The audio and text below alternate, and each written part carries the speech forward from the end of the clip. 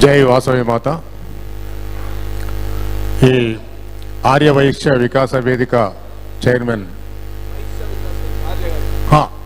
వైశ్య వికాస వేదిక చైర్మన్ సోదరుడు, మన యువకిషోరం మొత్తం మీద మొదటి నుంచి కూడా ఒక టైగర్ లాగా ఇప్పుడు అన్నట్టు చుచ్చుకుపోయేటువంటి మన సోదరుడు సత్యనారాయణ గారుకి ఈ సందర్భంగా ముఖ్యంగా శుభాభినందనలు తెలియజేస్తూ విచ్చేసినటువంటి యొక్క ఆర్య వైశ్య మిత్రులు, ఇటు పత్రికా సోదరులు, ఉపాధ్యాయ మిత్రులు, అడ్వకేట్స్, నాయకులు అందరికి కూడా నమస్సులు అర్పిస్తూ ముఖ్యంగా ఆర్య వైశ్యుల హక్కుల సాధన గురించి చర్చా వేదికను పెట్టారు.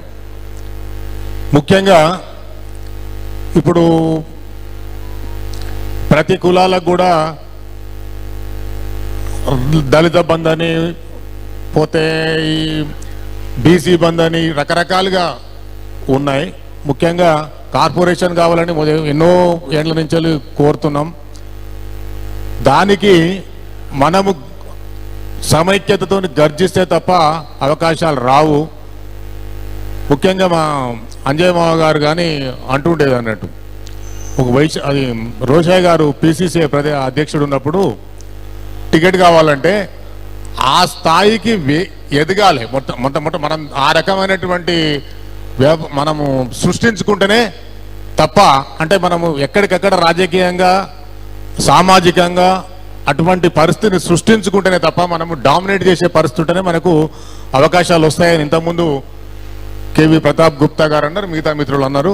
నేను దాంతో ఏకీభవిస్తున్నా. ముఖ్యంగా మనం అటువంటి పరిస్థితి రావాలి అంటే సమాజంలో మనం చేసే, ఇప్పుడు ఏ సేవా కార్యక్రమం చేయని, ఏ ఆధ్యాత్మిక కార్యక్రమం చేయని, మన సహాయ సహకారాలతోనే ఏ కార్యక్రమమైన సేవా కార్యక్రమం జరుగుతున్నాయి. ఏ పార్టీలైనా కూడా ఉదారత్వం మనదే ఉంటుంది.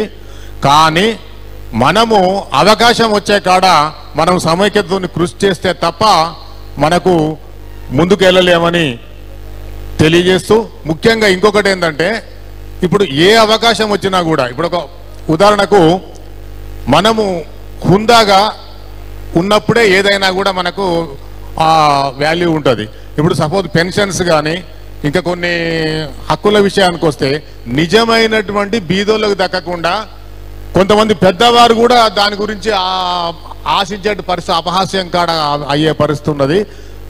నిజమైనటువంటి బీద వైశ్య సోదరులకు సరి అయిన అవకాశాలు కలిగించడానికి ఈ వైశ్య వేదిక ద్వారా ప్రయత్నం చేయాలని మనము కోరుతూ అవకాశం ఇచ్చిన ధన్యవాదాలు అర్పిస్తూ ముగిస్తున్నాను. Thank you.